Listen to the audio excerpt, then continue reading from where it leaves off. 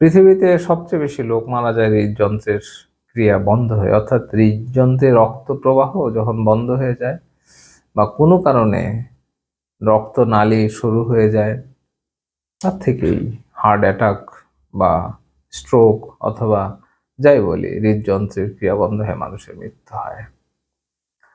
এবং সবচাইতে মজার ব্যাপার হচ্ছে যে আপনি অনেক টেস্ট করলে বুঝবেন না আপনার রক্তনালীতে কতটুকু ব্লক তৈরি হয়েছে। যখন 70% 80% ব্লক হয় তখন মানুষ কিছুটা বুঝতে পারে। যখন 90% ব্লক হয় তখন তো সে মৃত্যুর দিকেই চলে যায়। 100% যখন ব্লক হয়ে যায় তখন তো অ্যাটাক করে। এই যে আমাদের মধ্যে কত সুস্থ মানুষ, সবকিছুই তার স্বাভাবিক।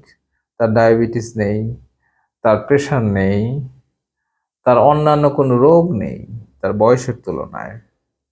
তারাও হৃদরোগে আক্রান্ত হয়ে মারা যাচ্ছেন। কারণ হচ্ছে হৃদযন্ত্রের আশেপাশের যে ভেইন বা কি বলবো রক্তনালীগুলা কেমন, এটা কিন্তু অনেকের জন্মগতভাবে সমস্যা থাকতে পারে, জেনেটিক সমস্যা থাকতে পারে, সেটার গঠনে কিছু সমস্যা ছোটবেলা থেকে থাকতে পারে। আবার অনেকে বংশগত কারণে কোলেস্টেরল লেভেল অনেক হাই থাকতে পারে। এই সমস্ত কারণে আপনাকে সবসময় একটা টেস্টের মধ্যে থাকতে হবে। আপনার কোলেস্টেরল টেস্ট যেমন গুরুত্বপূর্ণ, আপনার জীবনযাত্রাও কিন্তু গুরুত্বপূর্ণ। কিছু কিছু মানুষ জন্মগতভাবে একটা অ্যাডভান্টেজ পায় শারীরিকভাবে।